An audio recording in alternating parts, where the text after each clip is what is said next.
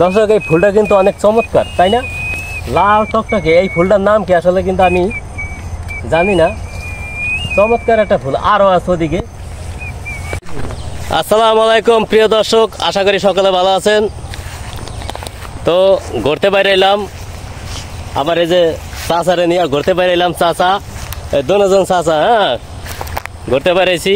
তো পাশে একটা বড় একটা বাগান আছে, বাগানের ভিতরে যাইমু, দেখি বাগানের মধ্যে কী কী আছে। অনেকদিন পরে বাগানটা একটু পরিদর্শন করতে যাইতে আছি।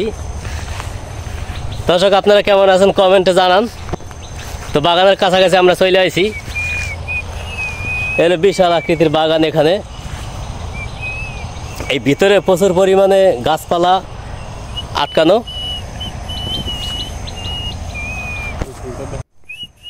গহীন বন, এটা গহীন বন।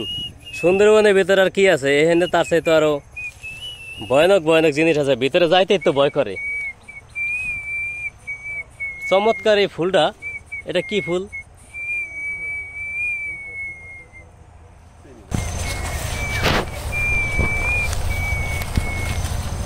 দর্শক, এই ফুলটা কিন্তু অনেক চমৎকার, তাই না? লাল টকটকে। এই ফুলটার নাম কি আসলে কিন্তু আমি জানি না। চমৎকার একটা ফুল। আরও আছে ওদিকে, দেখো। এই যে আরো অনেক ফুল আছে। এই সাপসুপ আছে নি? আবার সাপসুপ থাকলে তো আবার ব্যথা। এখানে বিশাল বিশাল আকৃতির সাপ। দর্শক, এটা কি ফুল? চমৎকার কিন্তু এই ফুলটা। হ্যাঁ, এটা কি ফুল? এই ফুলের মধ্যে কিন্তু কালা কালা আবার বিচিও আছে। এই যে কাছ থেকে যদি দেখাই, একদম কালো রঙের বিচি। ভাই আবার যুগে যুগে ধরতে পারে। এনে যেই বাগানের বাগান দর্শক, বিশাল বাগান। এনে বড় বড় একটা কাছি যোগ আছে। হ্যাঁ, তো এই বাগানের মধ্যে ঢোকা আমার সাহসে কুলায় না, আমি ঢুকতে পারবো না। তবে ফুলটা আসলে এটার নাম যদি আপনাদের জানা থাকে তাহলে একটু কমেন্টে করেন। হ্যাঁ, কমেন্টে বলেন যে এটা নাম কি ফুল। এটা তো অনেক সুন্দর ফুলটা। তা ছিললাম, অনেক সুন্দর এই ফুলটা।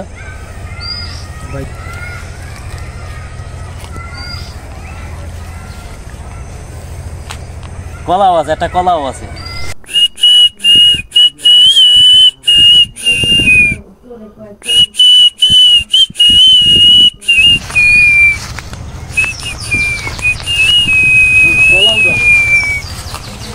ওয়াও, সেই লেভেলের কিন্তু কলা। এটা কি কলা? মনে হয় যে কবরি কলা। কবরি কলা কয় এটারে। তো বাগানের ভিতরে হলো গহীন জঙ্গল। এই যে বিশাল আকৃতির এই বাগান।